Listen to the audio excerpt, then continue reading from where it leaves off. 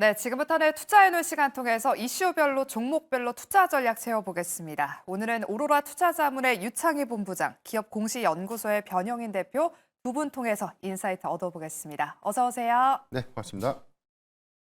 네, 먼저 시장이 지금 상승분을 대부분 다 반납해서 저희가 시장 이야기부터 먼저 나눠보도록 할게요. 오늘 오전장만 하더라도 양대 지수 모두 1%대 상승으로 산뜻하게 출발했는데 윤 대통령 담화 이후에 정치적 불확실성이 커졌고요. 또 여기에다가 오늘이 선물 옵션 동시 만기일이다 보니까 변동성이 좀 커지고 있습니다. 유창희 본부장님, 네. 지난주와 같이 약세장을 우리 개인 투자자분들이 좀 준비를 해야 될까요? 아니면 오늘 약간의 변동성만 있을 뿐일까요? 저는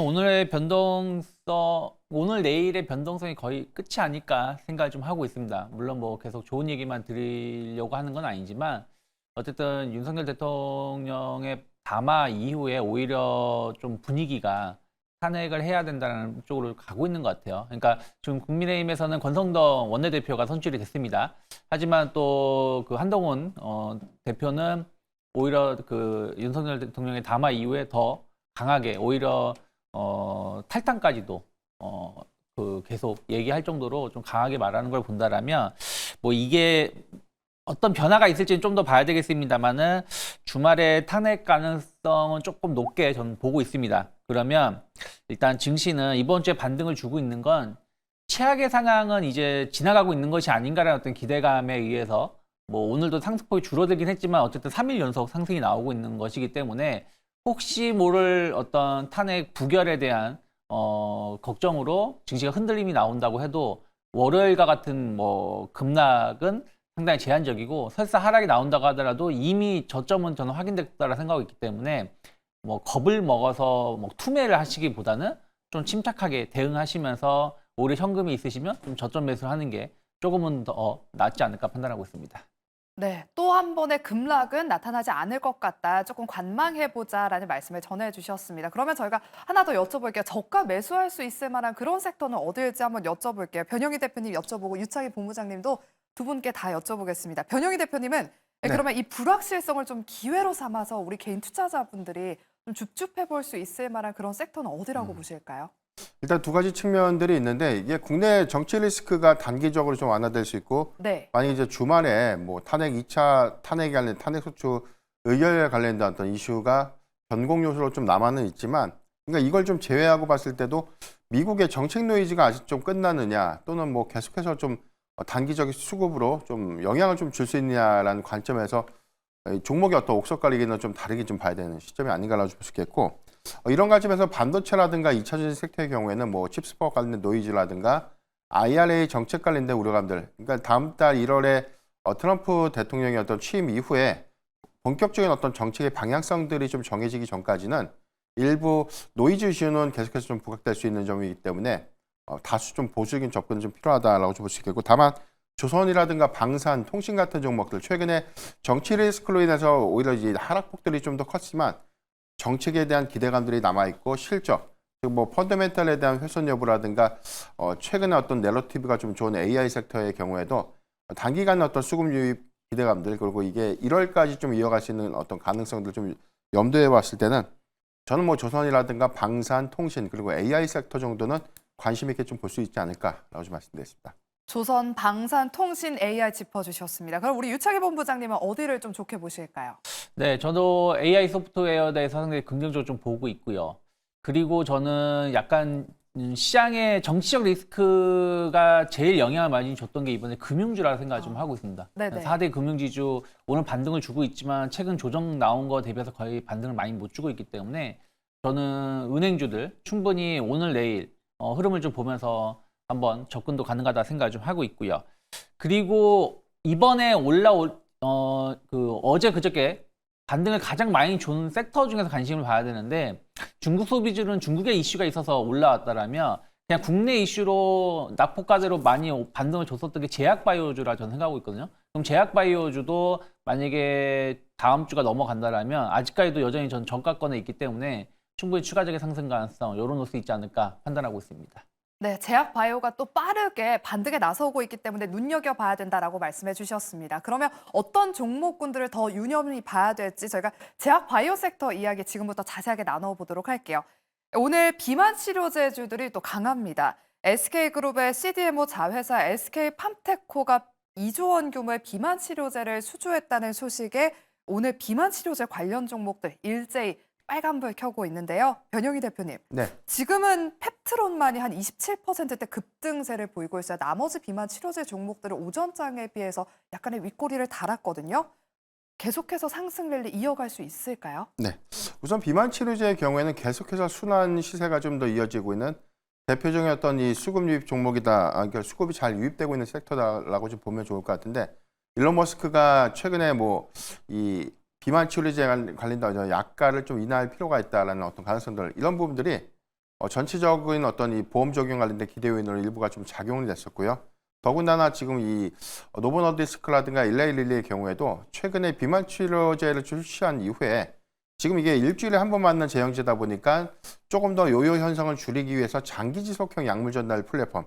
그래서 지금 뭐 펩트론이라든가 인벤티지랩처럼 지금 이 약물을 전달하는 시스템인데 이게 1주보다는 뭐 1개월 이상에 관련된 효과를 좀 극대화할 수 있는 그런 플랫폼에 관련된 기술들이 최근에 좀 부각이 되면서 펩트론이 좀 가장 큰 수급 유입을 좀 하고 있는 모습이 아닌가라고 보시겠고 다만 선별적으로 보더라도 지금 2세대 약물의 경우에는 시장 진입을 거의 뭐 노보 너디스크와 일라일리가 좀 양분화돼서 갖고 있는데 이 부분이 후발주자들이 다만 이후에는 장기 지속형 약물 또는 뭐 패치형이라든가 경구용 비만 치료제 동일 효능을 좀 유지하면서 오히려 이 환자들이 아니라 이제 사용자들의 어떤 편의성들을 좀 더 증가시킬 수 있는 그런 기대 요인들을 관점에서 보면 개별적으로도 계속해서 이슈는 좀 부각될 수 있는 포인트들 주목해볼 필요가 있지 않을까라고 좀 보시겠고 펩트론의 경우에는 사실 주주 배정 유상증자 이후에 신주 상장 물량들이 현재 좀 소화되고 있는 과정 그 이후에 좀 반등이 나왔다는 관점에서 일단 해당되는 이 10%대 해당되는 유상증자 이 시장 물량들은 대체적으로 좀 잘 소화가 좀 된 것이다라고 좀 보시겠고요. 여기에 대해서 추가적인 어떤 이 일라이 릴리와의 어떤 관계나 어떤 계약건이라든가 지금 뭐 기술 평가 플랫폼에 관련된 어떤 이 성과들이 향후에 좀 더 입증이 된다면 추세적인 부분에 대한 상향 가능성들은 좀 높은 그런 구간이 아닌가라고 좀 말씀드리겠습니다. 네, 비만 치료제들의 추세 상승을 한번 기대해보자라는 이야기 들어봤습니다. 그리고 오늘 의료 AI 쪽으로도 최근 계속해서 시장에 수급이 유입되고 있는데요. 호재성 이슈가 오늘 또 하나 전해졌습니다. 루닛이 AI 기반 면역 조직 염색 분석 솔루션. 참 말이 어려운데 쉽게 말해서 염색 정보로 암의 단백질을 찾는 그런 솔루션입니다. 이 우수성을 입증하는 연구 결과를 내놓으면서 오늘 오전장에는 7%대까지 강세를 보였다가 지금은 보합권까지 지금 내려온 상황입니다. 유창희 본부장님, 네. 의료 AI 쪽 계속해서 봐야 된다라고 저희가 투자해놓은 시간에서도 이야기를 많이 들어봤어요. 지금 뭐 루닛이나 뷰노 다 오전장에는 강하게 빨간불 켜다가 현재는 다 보합권까지 내려왔거든요. 관련 종목들 내에서 어떤 종목을 눈여겨보면 좋을지 그리고 이 추세도 계속해서 이어질 수 있을지도 궁금합니다. 저는 뭐 루닛의 대장주 역할은 더 이어질 수 있다 생각 좀 하고 있어요. 그러니까 많이 오른 느낌은 좀 있습니다. 뭐 한 달 사이에 한 4만 원 하던 주가가 한 8만 원대까지 올라왔기 때문에 많이 올랐다 생각할 수 있겠지만 사실은 이게 그냥 단순하게 어떤 그냥 올라온 게 아니라 실적이라든지 혹은 기술력, 수주 이런 소식이 계속 나오면서 주가가 올라오는 것이고 또 미국의 내년에 FDA 승인을 받는다라면 정말로 이제 실적 매출도 이제 가속화될 수 있는 구간에 있다 생각 좀 하고 있어요. 그래서 AI 진단이 단순하게 우리가 처음에는 그냥 좀 이제 기계의 힘을 빌려서 뭐 암이라든지 이런 부분들을 체크하는 정도 수준으로 생각을 했는데 이제는 신약 개발이라든지 뭐 이런 부분들까지도 적용이 된다는 거 아니겠습니까? 그래서 그 시장이 더 광범위해지고 있다는 부분들 그리고 그와 관련해서 선두 분야를 달리고 있는 게 루닛이기 때문에 루닛의 주가가 무너지지 않는다라면 관련된 기업들 추가 상승 가능하고 루닛은 지금 같은 분위기라면 사실은 작년에 이제 어마어마한 상승을 보여줬었는데 최소한 뭐 이런 분위기면 10만 원까지는 좀 열어놔야 된다 생각하고 있고요. 그 다음에 저는 만약에 이제 차선주로 본다라면 JLK가 조금은 낫지 않을까 생각을 좀 하고 있어요. JLK 같은 경우는 이미 국내 그 거점 병원의 주요 장비가 다 납품이 되어 있고 또 미국 같은 경우도 이제 아직은 이제 얼마 안 되지만 이제 테스트를 하기 위해서 병원에 제품이 들어가 있습니다. 근데 이게 내년에 이런 것들이 좀 확인이 되면 내년 초에 내년 하반기로 갈수록 상당히 장비 공급이 더 많아질 것이고 우리나라 같은 경우는 예를 들어서 의료보험을 적용받아서 뭐 한 5천 원, 10,000원 정도의 효과를 받는다라면 미국 같은 경우는 그 비용이 10배 이상입니다. 그 테스트하는 비용도, 검사하는 비용도. 그래서 그런 것들을 감안한다라면 JLK도 계속해서 꾸준히 지켜봐야 될 기업이 아닐까 판단하고 있습니다. 네, 계속해서 의료 AI 섹터 내에서는 루닛이 바로미터 대장주 역할을 해낼 것이다라고 말씀해 주셨고요. 그 후발주로 JLK도 눈여겨보자라고 특징주로 꼽아주셨습니다. 네, 그럼 아까 제약바이오 종목들 지금 구간에서 좀 저가 매수해볼 수 있다라고 우리 본부장님 말씀하셨잖아요. 네. 어떤 종목을 좀 옥석 가려주실까요? 저는 바이넥스 앞에서도 김영민 투자 전문가님께서 말씀하셨는데 네네. 저는 바이넥스 계속 좀 지켜볼 수 있는 위치가 아닐까 생각을 좀 하고 있어요. 일단은 CDMO 시장은 계속해서 커질 수밖에 없는 것이고 바이넥스 같은 경우는 유럽 GMP 인증에 성공을 했거든요. 한 2주, 한 3주 됐을 겁니다. 이게 중요한 건 뭐냐면 이 인증을 받았기 때문에 유럽향 제품에 관련해가지고 수주를 받을 수 있는데 바이넥스의 최대 파트너 중에 하나가 셀트리온이라는 거죠. 셀트리온의 최대 매출처가 유럽이기 때문에 셀트리온을 통해서 CDMO 시장 진출이 조금 더 확대될 수 있다는 기대감들 충분히 가져갈 수 있다 생각을 좀 하고 있고요.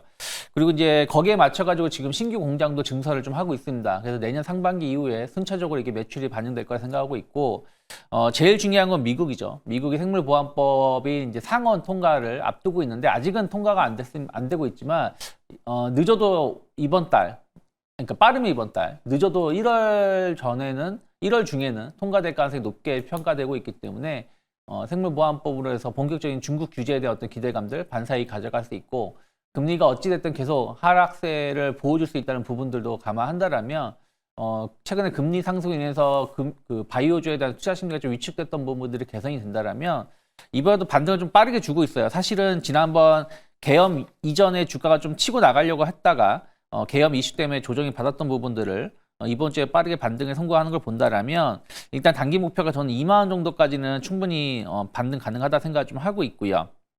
오늘 조금 상승이 좀 많이 나오고 있는 부분들이라서 저는 16,000원만 크게 이탈하지 않는다라면 제가 이제 자료를 보내드릴 때가 한 11시쯤이었기 때문에 한 16,000원만 크게 이탈하지만 않는다라면 뭐 약간 눌림목이 나온다고 하더라도 분할 매수 가능하지 않나 판단하고 있습니다. 네, 바이넥스 짚어주셨고요. 그럼 우리 변영인 대표님한테도 여쭤볼게요. 어떤 제약 네. 바이오주 눈여겨보고 계실까요?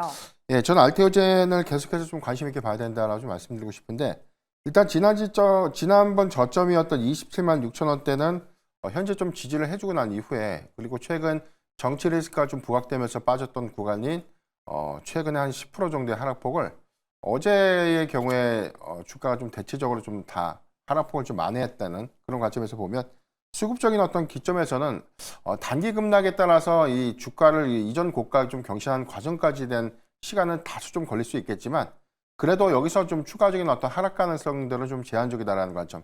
여기 더해서 소송 리스크의 경우에는 이 알테오젠의 단기적인 어떤 불확실성보다는 머크가 사실 상용화에 대한 지연 여부를 좀 조기에 좀 차단하기 위한 어떤 목적을 갖고 있는 소송이라는 점에 대한 차이가 좀 있고 이 부분은 키트로다 SC의 내년도 1분기죠. 미국의 FDA의 시판허가에 관련된 어떤 신청, 해당하는 어떤 모멘텀들이 좀 긍정적일 수 있겠고 3분기에 아마 이 가부가 좀 결정이 될 것인데 여기서 만약에 미국의 어떤 승인을 좀 득하게 되면 글로벌 공약이라는 관점에서 유입되는 어떤 마일스톤에 대한 기대량이라든가 로열티 수입들을 좀 감안해 봤을 때는 지금 뭐 키트로다 SC의 상용화 이 부분은 좀 가장 큰 모멘텀이 아직 훼손되지 않았던 점, 이 점을 계속해서 좀 주목해보자라고 좀 말씀드렸습니다.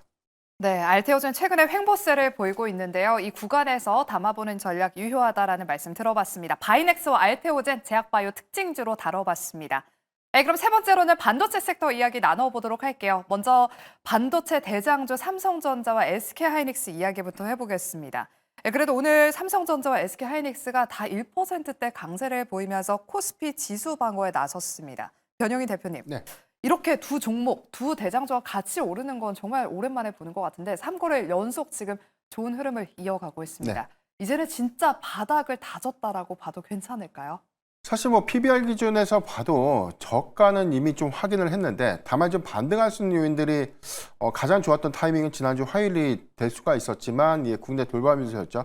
정치 리스크가 사실 뭐 발목을 좀 잡은 셈이고 두 번째는 칩스법 관련된 노이즈 이슈가 아직까지는 불확실성은 좀 남아있는 부분이 있지만 어제 마이크론이 전체 61억 6천만 달러의 이 반도체 보조금에 관련 협상을 좀 마무리했다는 부분들. 그렇다면 삼성전자와 SK하이닉스가 이번 달에 협상을 조기에 좀 마무리될 수 있다면 이 바이든 행정부가 그동안 좀 공언했던 임기 안에 반도체 보조금을 최대한 협상 마무리해서 지급하겠다는 의지가 있기 때문에 이런 기대 요인들이 일단은 좀 주목해볼 포인트가 좀 되지 않을까라고 볼 수 있겠고 그 이유라면 점진적인 수급 개선 안에서 지금 뭐 엔비디아의 경우에도 AI 모멘텀 때문에 오히려 주가가 좀 견조한 흐름들을 좀 보여주고 있고 미국에서도 AI 모멘텀에 관련된 부각 때문에 M7 종목들이 좀 계속해서 좀 잘 가고 있음에도 불구하고 우리나라 특히나 이제 반도체 섹터가 좀 이 디커플링 되는 그런 현상들이 좀 지속되고 있기 때문에 오히려 수급적인 지표들은 미국 증시와 좀 동조되는 어떤 흐름에서에 대한 갭을 좀 메꾸는 과정은 좀 필요하지 않을까.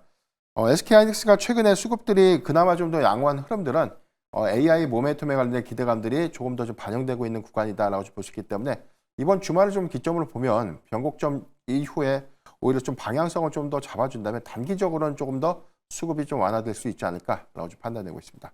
네, 반도체 대장주들 본격적인 턴어라운드를 한번 기대해 보도록 할게요.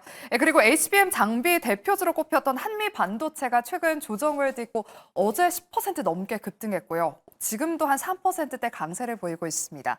저희가 투자하는 시간에서 항상 반도체 섹터 흔들릴 때마다 어떤 섹터는 그래도 좀 어떤 모멘텀을 가진 종목들은 좀 안심해도 될까요? 여쭤볼 때마다 HBM이었습니다. 지금 HBM 관련 종목들 추세 전환 시도를 하고 있는데요. 유창희 본부장님, 네. 이제 HBM 쪽 다시 봐도 괜찮을까요?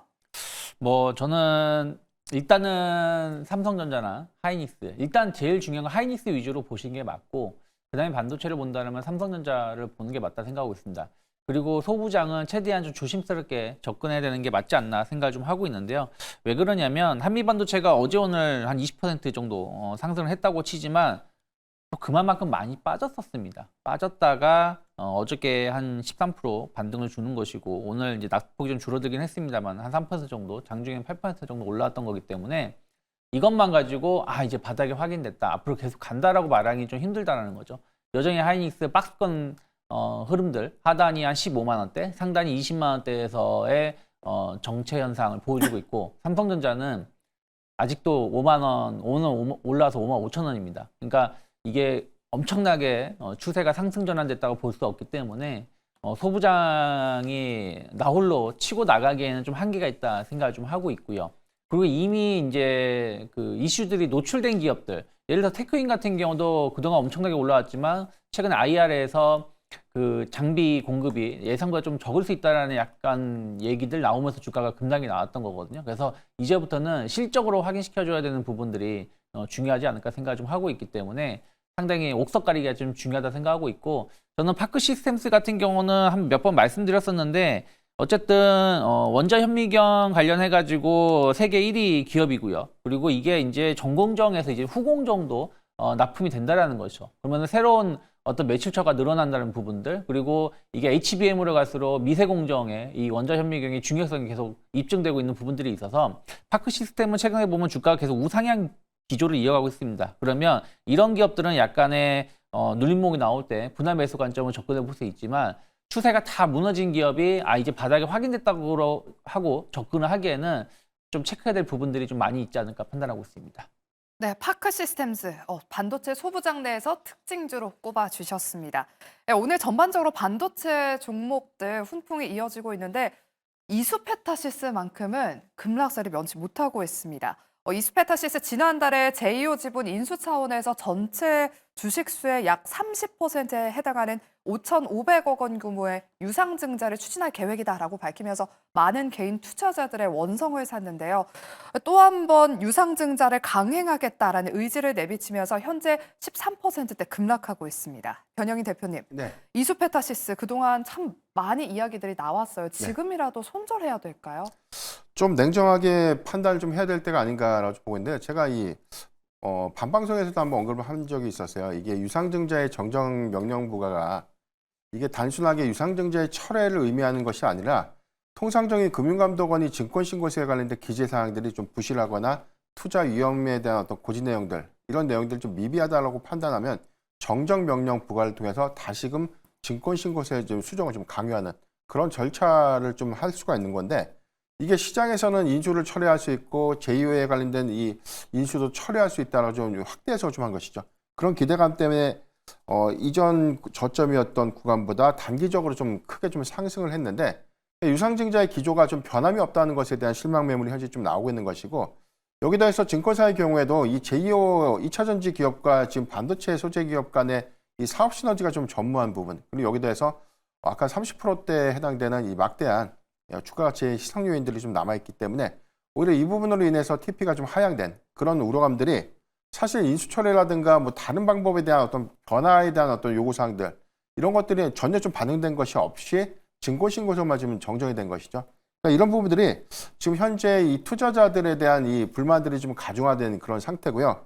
제가 좀 기대했던 요인들은 이스페타시스가 만약에 이제 제2호의 인수를 철회하고 예정된 이 반도체 부분에 대한 시설 투자 일부를 좀 진행한다고 봤으면 오히려 5,500억 원 규모의 유상증자 대금에 대한 자금 사용 목적을 좀 낮추면서 좀 타협하는 그런 흐름으로 좀 갔다면 오히려 추세적인 어떤 불확실성들 좀 완화될 수 있는 그런 구간이었을 텐데, 이런 부분들이 전혀 해소되지 못한 상태에서에 대한 우려감들이 남아있다는 점은 지금 시점에서는 좀 냉정하게 봐야 될 것 같고요. 이후에 증자에 대한 성공 여부까지에 대한 의문이 있기 때문에 이 부분은 단기적인 어떤 수급의 어떤 변동성을 좀 유발할 수 있지 않을까라고 좀 말씀드렸습니다. 네, 추가 하락도 조금 염두를 해둬야 될 것 같습니다. 이수페타시스 잘 참고하셔서 대응해 보시길 바라겠고요. 그럼 마지막으로는 다양한 테마주에 대한 이야기를 나눠보도록 할게요. 최근 혼란스러운 시장 분위기 안에서 매일매일 주도 테마가 새롭게 달라지고 있습니다. 자료를 하나 보도록 할게요. 비상계엄 여파 이후 시장에서는 조기 대선 기대감에 차기 대선 인맥주들이 부각받으면서 이재명 대표 관련주들, 한동훈 대표 관련 종목들이 시장에서 크게 부각받았고요. 최근에는 인맥주에서 정책주로 옮겨가면서 저출생이나 일자리 관련 종목들이 오늘 오전장에서도 순환매 양상을 띄웠습니다.